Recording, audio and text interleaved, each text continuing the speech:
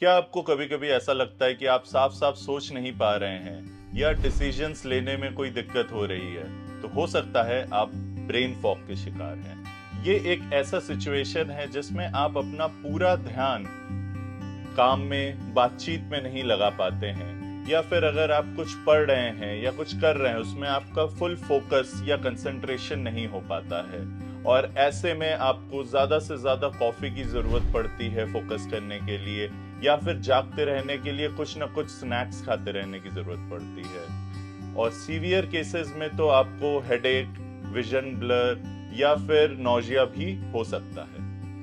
नमस्कार दोस्तों, मेरा नाम है डॉक्टर सार्थक और आज हम बात करेंगे ब्रेन फॉग के बारे में। अगर आपने अभी तक हमारे चैनल को सब्सक्राइब नहीं किया तो जरूर सब्सक्राइब करें और ऐसे ही हेल्थ रिलेटेड वीडियो अपडेट्स के लिए बेल आइकन को दबाना ना भूलें। तो क्या है brain fog? Brain fog basically एक मेडिकल कंडीशन नहीं है, लेकिन ये एक मेडिकल कंडीशन का सिम्टम है। ये एक टाइप का कॉग्निटिव डिसफंक्शन है जिसमें मेमोरी प्रॉब्लम हो सकती है, क्लैरिटी की कमी हो सकती है या फिर पुअर कंसंट्रेशन हो सकता है। लोग इसे मेंटल फटीग का भी नाम देते हैं। ब्रेन फॉग के सिवियरिटी के हिसाब से ये आपके डेली टास्क, स्कूल या और भी काम में रुकावट डाल सकता है, लेकिन ये परमानेंट नहीं होता है और इससे छुटकारा पाया जा सकता है। तो जब ब्रेन फॉग होता है उसमें क्या देखने को मिल सकता है हमें? Usually brain fog person to person differ करता है, लेकिन आमतौर पे जब ब्रेन फॉग होता है तो इसमें सबसे कॉमन है लॉस ऑफ कंसंट्रेशन। कंसंट्रेट नहीं कर पाएंगे आप चीजों पे, ध्यान नहीं लगेगा, फॉरगेटफुलनेस होता रहेगा, हमेशा चीजें भूल जाते हैं। कुछ काम करने जा रहे थे कुछ और करने लग जाते हैं, भूल जाते हैं कि क्या करना है। अटेंशन स्पैन कम हो जाता है। आप क्लास में बैठे हैं, टीचर पढ़ा रहे, प्रोफेसर पढ़ा रहे हैं, ध्यान नहीं दे पाते या थोड़ी देर में ही दिमाग भटकने लग जाता है। सही शब्दों का चुनाव नहीं कर पाते, किसी से बात कर रहे हैं वो एक वर्ड क्या है वो याद नहीं आ रहा कि आप अपने आप को एक्सप्लेन कर सके। बहुत ज्यादा फटीग होने लगता है, मेंटल एग्जॉशन फील होता है कि थोड़ा सा करके भी लगता है कितना कर लिया या कितना पढ़ लिया या कितनी बात कर ली किसी से, इतनी देर फोन पे बात नहीं कर पाते। रिएक्शन टाइम स्लो हो जाता है, किसी ने कुछ बोला तुरंत उसका रिस्पॉन्स दे, सोचना पड़ता है या बाद में क्लिक होता है कि अरे ये बोलना चाहिए था, वो बोलना चाहिए था। तो ये सारी चीजें ब्रेन फॉग के अंडर आती है जो आप एक्सपीरियंस कर सकते हैं। तो क्या क्या कारण हो सकते हैं ब्रेन फॉग के?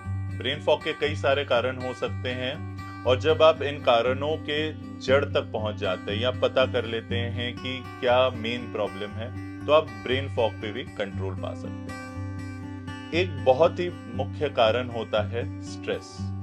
क्रॉनिक स्ट्रेस ब्लड प्रेशर बढ़ाता है, इम्यूनिटी को कमजोर कर सकता है और यहाँ तक कि डिप्रेशन का भी मुख्य कारण होता है। इसकी वजह से ब्रेन फॉग भी हो सकता है।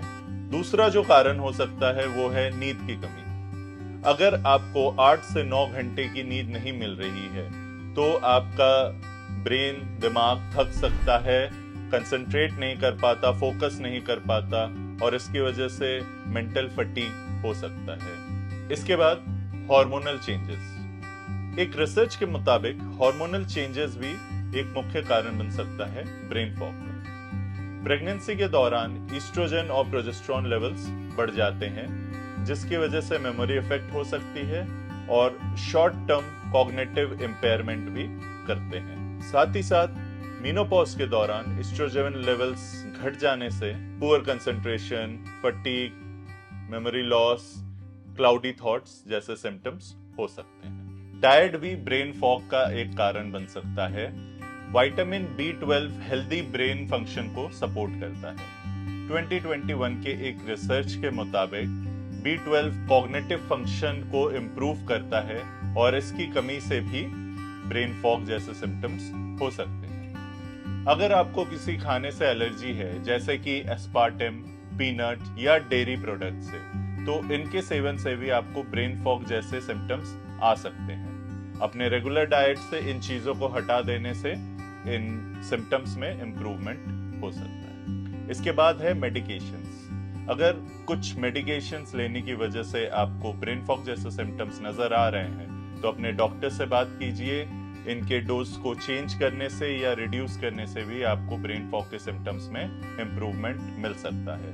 Brain fog usually sleeping medicine से या कुछ पेन किलर्स होते हैं उनकी वजह से हो सकता है। कुछ लोगों में कैंसर ट्रीटमेंट के बाद भी ब्रेन फॉग हो सकता है। इस कंडीशन को कीमो ब्रेन कहते हैं।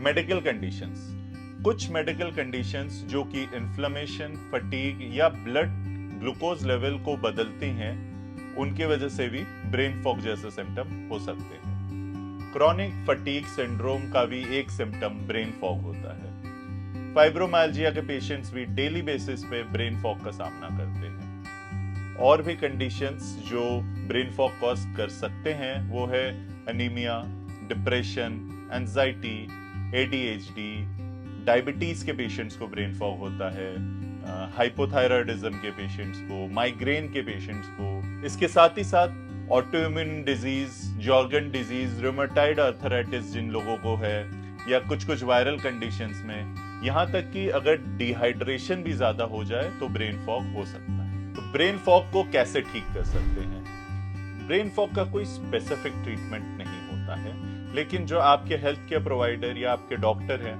वो सबसे पहले आपको अपने कंसंट्रेशन लेवल्स इंप्रूव करने के लिए कहेंगे या कुछ टिप्स देंगे। क्या कर सकते हैं?